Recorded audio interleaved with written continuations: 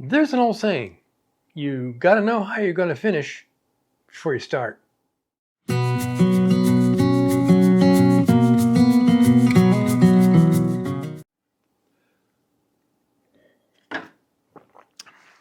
Hear me swallow? Welcome back to the shop and the channel and to this. Finishing the last video, finishing up, literally finishing the stand, easel stand, and the candle box. This is obviously the candle box. And as I stated in my last video, I use the Aquafortis or iron nitrite treatment on the tiger maple to make it pop. It'll look better when I put a little bit better when I put some urethane on it. I put a link to that video when I demonstrated how to do that in my last video. In this video, I chopped out the part where I actually did that and put that in the description here, so you can go look at that of how this actually works with this. But now we need to get this thing out of this cage. But first off, I milled the molding. This is the base molding. It's going to go around the base. And this is going to go around the top. And of course, it's rounded on this edge right here, whereas the other one is not, because it's going to go flush up against the surface. So let's get the clamps off.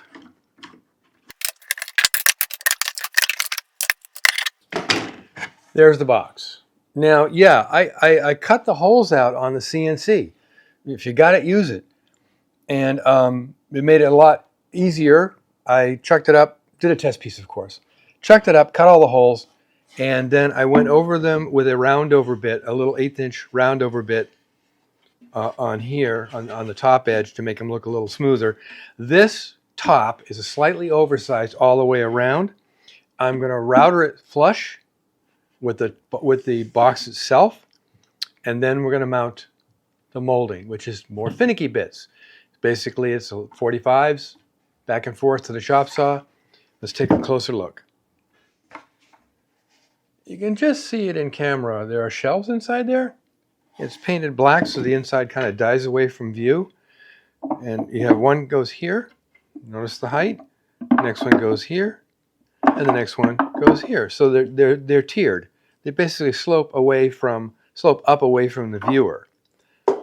Now, the next thing I need to do to this, of course, is flush trim all the way around the top, and then prep this to put the molding on, which means this molding, as typical, I cut the molding on a piece of wood that's a lot wider than it needs to be, so I have some rigidity to it as I run it through the router table.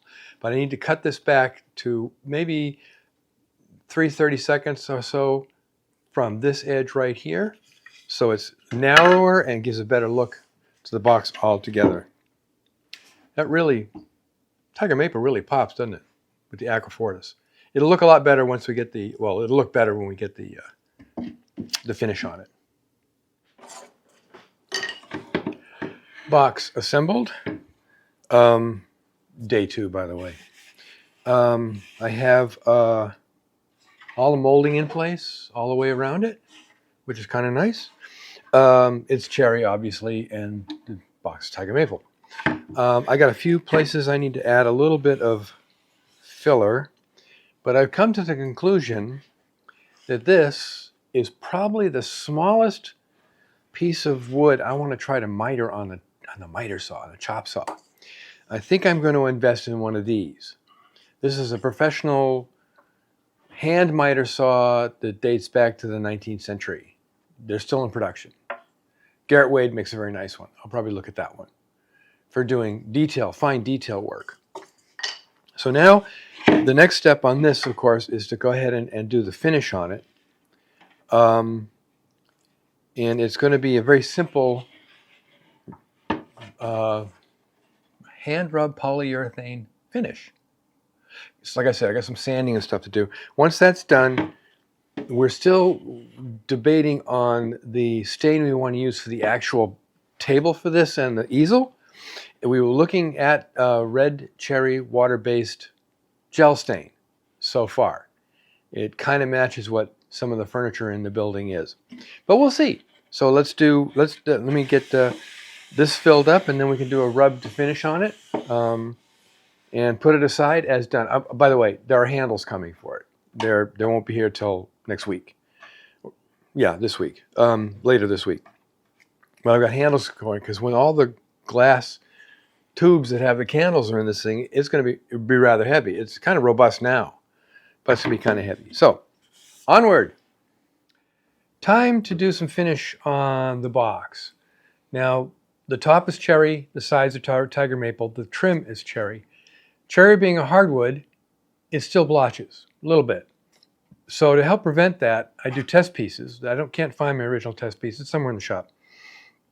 And I sanded a test piece, put my finishes on, my possible finishes, which is just polyurethane, clear shellac and polyurethane, amber shellac and polyurethane.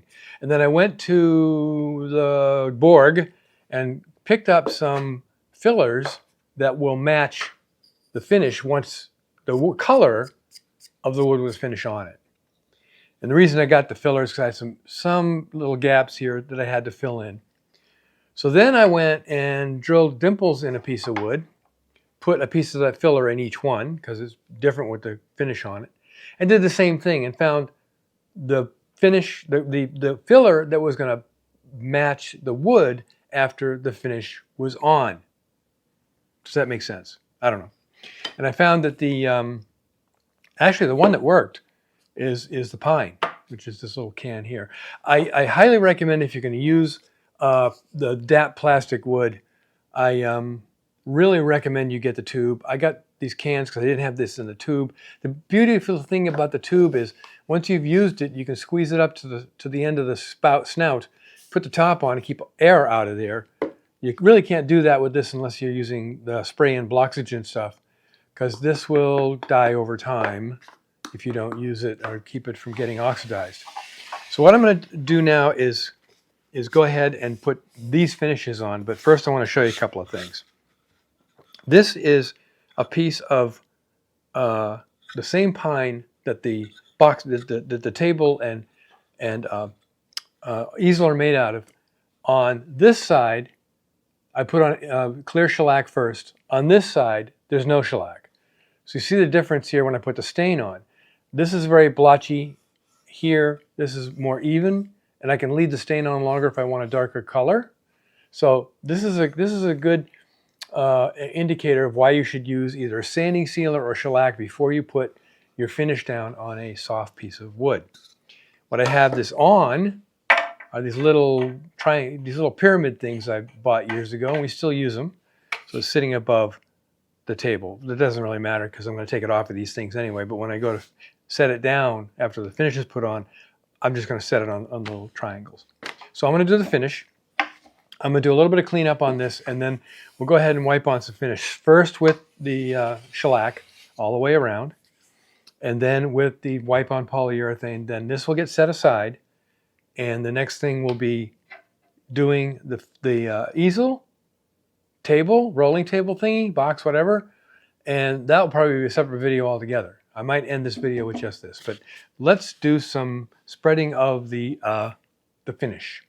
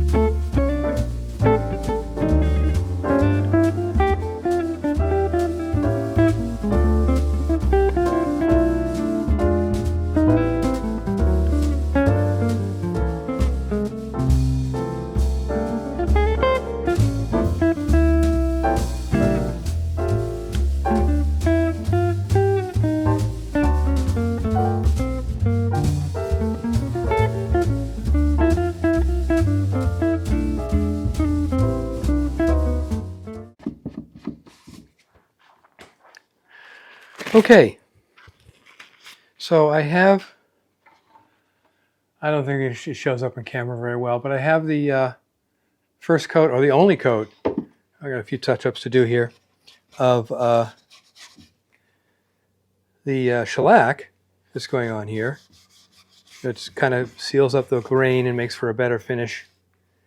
And that's that. I know I still got my headset on. So now I will. This takes like 20 minutes max to dry. Alcohol evaporates pretty quickly because this is all alcohol based. And then once that's done, I'll take the tape off and then clean up those surfaces, and we'll put the polyurethane on. It's wipe on poly. I'm using forget which one I'm using right now, but I'll bring the can down. You'll be able to see it. So let's just let this cure, and then we'll go ahead and put on the poly. Watco, wipe on poly. So this is going to be 1 or 2 coats. I mean, this is not going to get a lot of abuse. So 1 or 2 coats of the wipe on polyurethane. Love this stuff. And old t-shirts, old cotton, 100% cotton t-shirts are really good for doing the shellac or the wipe on poly. So I'm going to pad this kind of on here like so. This stuff is also self-leveling, by the way.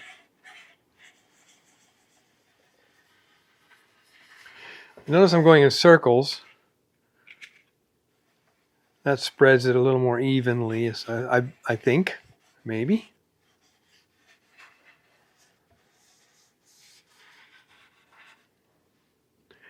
After this cures, there'll be a light sanding if I'm going to do another coat. This is fairly quick drying. I mean, I can come back in 4 hours or so and do a second coat. Now, in this case, the whole box is getting this, and that includes the tiger maple and the cherry. So this is the big one.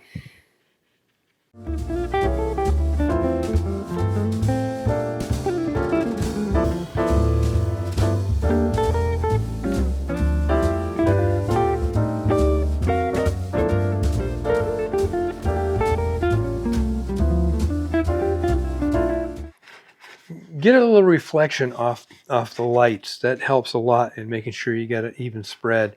Because when you're putting this on, wherever you get a reflection is kind of dull, that indicates that you have missed a spot.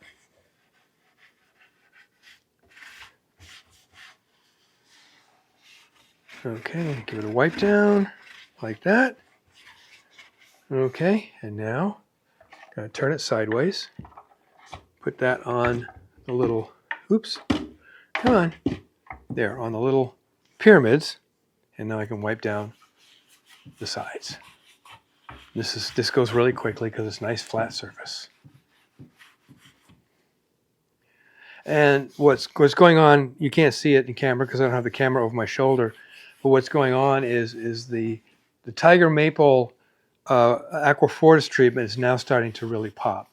You're really starting to see more of the tiger aspect of the tiger maple. The stripes are starting to show up a little better. Okay, that's one side. Okay, let's turn this around and I'll do the other side. See if this shows up on camera. I can't see. Until I get the card out of the camera and stick it in the computer, I can't see what's going on.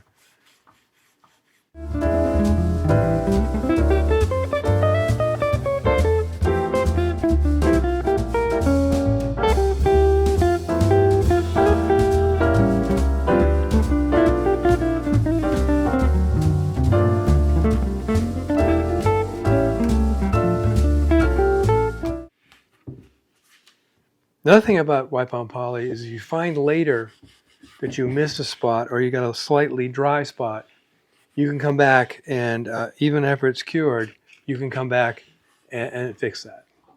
That is, for all intents and purposes, done, unless I want to put another coat on, which I don't think I do, but we'll decide that later. So there it is. I treat this exactly the same way, even though it's polyurethane. I know, I'm being an idiot. But I treat it the same way as I do linseed oil, boiled linseed oil. I put it on something to dry before I actually throw it away. I don't know. I don't think this stuff does what boiled linseed oil does, but there it is. And because I just used a little bit, I didn't contaminate it, I can put this right back in the can. Okay, next segment, we'll check this out, and if I'm happy with it, we'll set it aside, we'll end the video, and we'll move on to the table stand. Well, I'm certainly happy with this. That came out really, really nice. Basically, all it needs now is a coat of paste wax. Let's see now. Yep. So here is. Let me get it close to the camera so you can see. I hope it comes up in the color and all that. But there's the nice cherry top and the tiger maple sides. And you'll note that if you can see it in camera, I split these dovetails just about in the same place with the molding. So we have symmetry. We have symmetry. So I'm happy with this. Now I know at the beginning of the video I said I was going to do the base table thingy easel as well, but unfortunately that would make the video 2 hours long, or an hour, more than an hour long. So the next video will be doing that. Now prior to that, I'm going to prep the workpiece. I'm going to finish sanding it. I'm going to spray it down with clear shellac.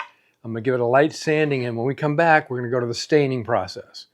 Now we're going to experiment with some stains off camera until we find the one we want. Then we're going to stain it, let the stain cure overnight, so 2-day video, 3-day video, and then come back and we'll put polyurethane on. Now I'm debating whether to do a brush on poly with that. The same thing is, this is satin polyurethane, but satin polyurethane on that. I'm not a big fan of glossy stuff. I like satin finishes on things.